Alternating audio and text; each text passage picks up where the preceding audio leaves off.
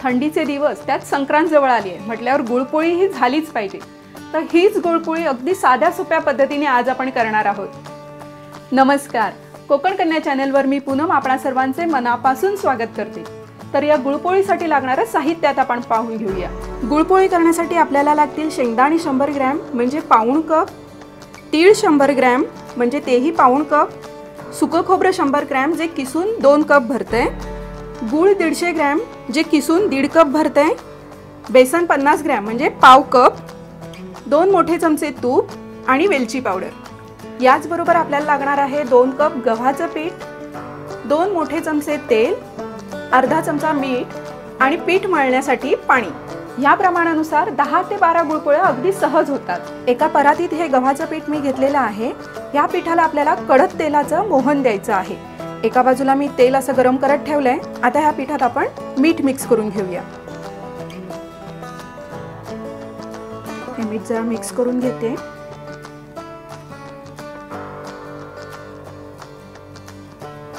तेलही आपलं आता छान गरम झालंय। आता याला आपण मोहन देऊन घेऊया।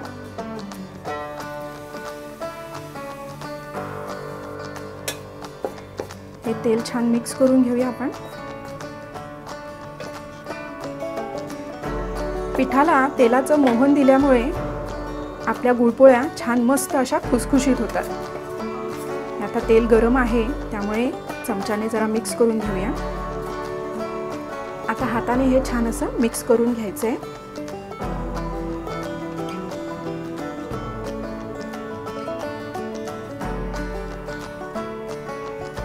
हे मोहन छान आता मिक्स करून घेतलंय आपण। सगळ्या पिठाला छान मोहन लागलेलं आहे। आता थोडं थोडं पाणी घालत आपण हे पीठ मळून घेणार आहोत।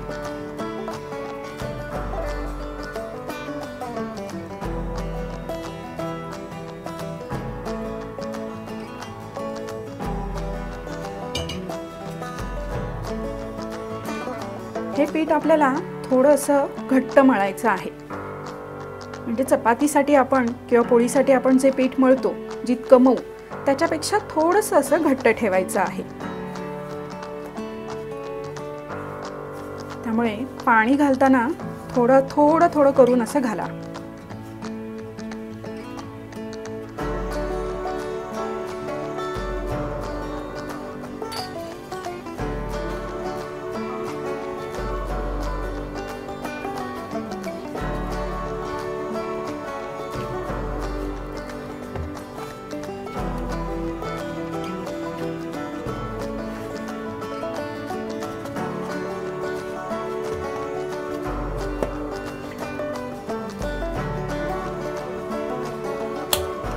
हे पीठ आपलं छान असं मळून झालंय। आता हे पीठ आपण बाकीचं सारण करेपर्यंत झाकून ठेवायचं आहे। आता आपण गुळपोळीसाठी लागणारं सारण करणार आहोत। तर गॅसवर मी पॅन ठेवलेला आहे। गॅसची फ्लेम मी मीडियम टू लो मध्ये ठेवलेली आहे। आता सगळ्यात आधी आपण हे तीळ छान असे भाजून घ्यायचे आहेत। हे तीळ आपल्याला मीडियम टू लो फ्लेमवरच छान असे भाजून घ्यायचे।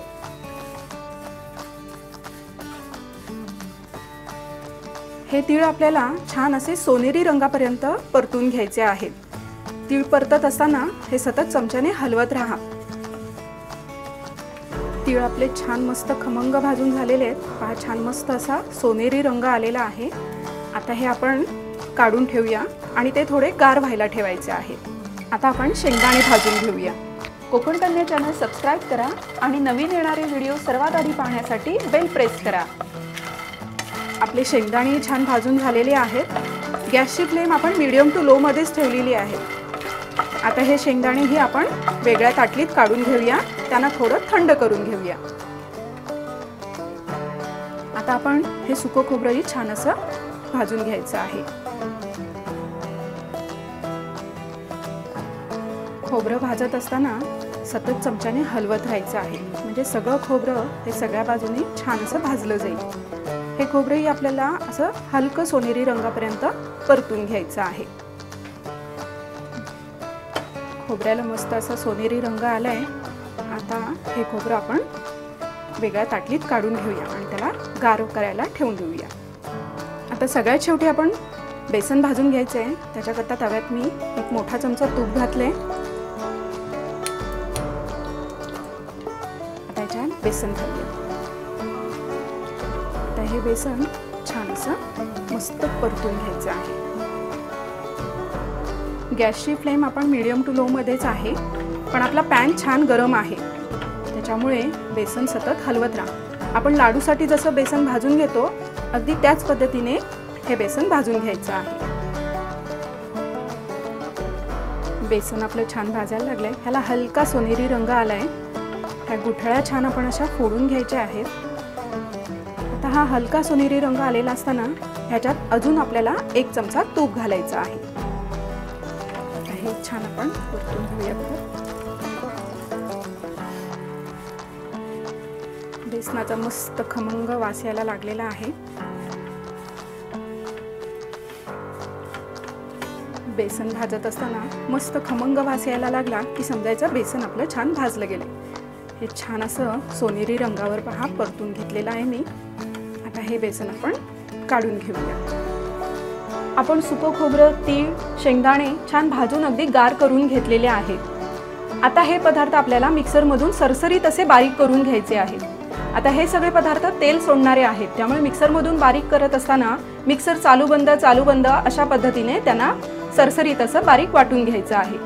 आपण हे भाजलेले तीळ, शेंगदाणे आणि सुकं खोबरं हे मिक्सरमधून असं सरसरीत बारीक करून घेतलेलं आहे. शेंगदाणे मी सालीसहित बारीक करून घेतलेले आहेत.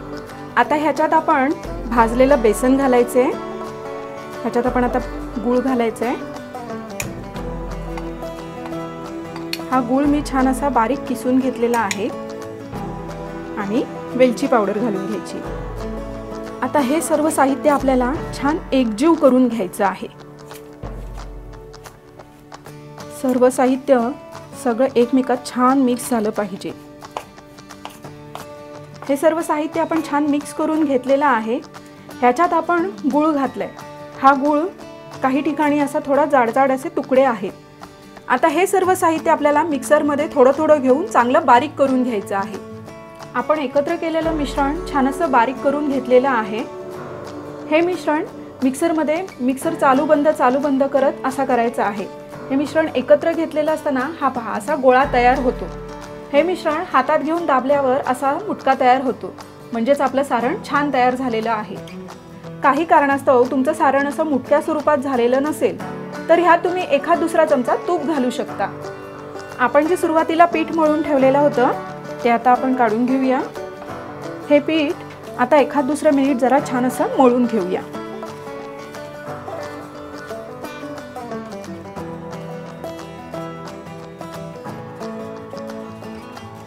आपण मळलेल्या पिठातला हा एक गोळा तयार केलेला आहे.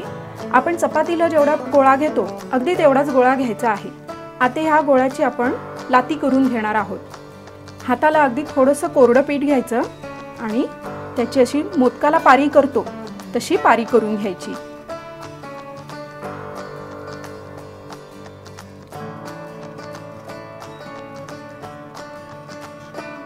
ही आपली वाटी करून झालेली आहे. आता या वाटीत आपण सारण भरायचं आहे.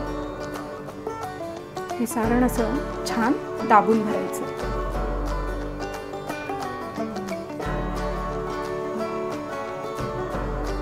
आणि हे पीठ असं गोळा करत आणायचं.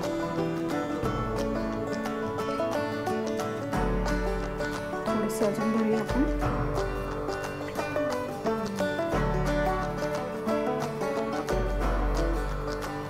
सारण आतमध्ये दाबायचं आणि पीठ असं गोळा करत आणायचं. छान असं अगदी तोंड ह्याचं बंद करून ठेवायचं. त्या गोळा छान असा हाताने गोल करायचा आणि त्याला मधून दाबायचं. त्यामुळे काय होतं, सारण सगळीकडे समान पसरलं जातं. आता आपण पोळी लाटायला घेऊया. आता आपण पोळी लाटायला सुरुवात करूया. त्याकरता पोळपाटावर थोडंसं पीठ घालायचं आहे. त्यावर हा गोळा ठेवून त्याच्यावर थोडंसं पीठ लावायचं आहे. ही पोळी लाटत असताना मी तवा गरम करत ठेवलेला आहे. गॅसची फ्लेम मी मीडियम टू लो मध्ये ठेवलेली आहे तवा गरम करण्यासाठी. आता ही पोळी आपण अगदी हलके अशी लाटून घ्यायची आहे.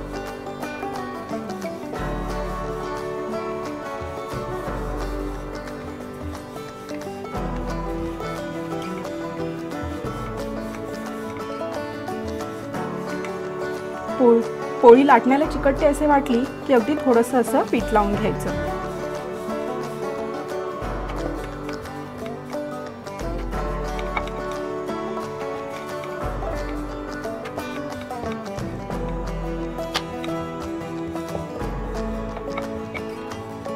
ही पोळी आपली छान लाटून झालेली आहे. आता ही पोळी आपण जशी पुरणपोळी लाटण्यावर घेतो तसं लाटणं असं एका बाजूला ठेवून त्याच्यावर ही पोळी अशी गुंडाळून घ्यायची. आणि हे जे जास्तचं पीठ दिसतं आहे ते एखाद्या फडक्याने असं झाडून काढायचं.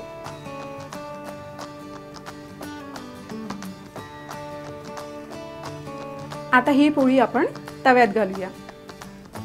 ही पोळी अगदी ह्या पद्धतीने तव्यात टाकायची. गॅसची फ्लेम आपण मीडियम टू लो मध्येच ठेवलेली आहे. अगदी थोड्या वेळात म्हणजे 1 ते 1.5 मिनिटात तुम्हाला असे बबल्स आलेले दिसतील. आता उलटण्याने ही पोळी अशी आपण परतून घेणार आहोत. या पद्धतीने केलेली गुळपोळी ही मस्त खमंग आणि खुसखुशीत होते आणि पुष्कळ दिवस टिकते, अर्थात घरच्यांनी शिल्लक ठेवली तर. जशी जशी पोळी गरम होईल तसा तसा आतला गूळ वितळायला लागेल. त्यामुळे अशी पोळी थोडी थोडी करून हलवत राहायची.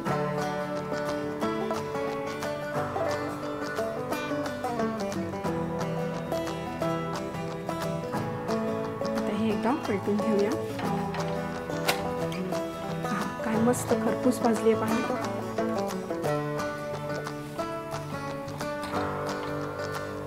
आपली पोळी छान झालेली आहे. आता ही आपण काढून घेऊया.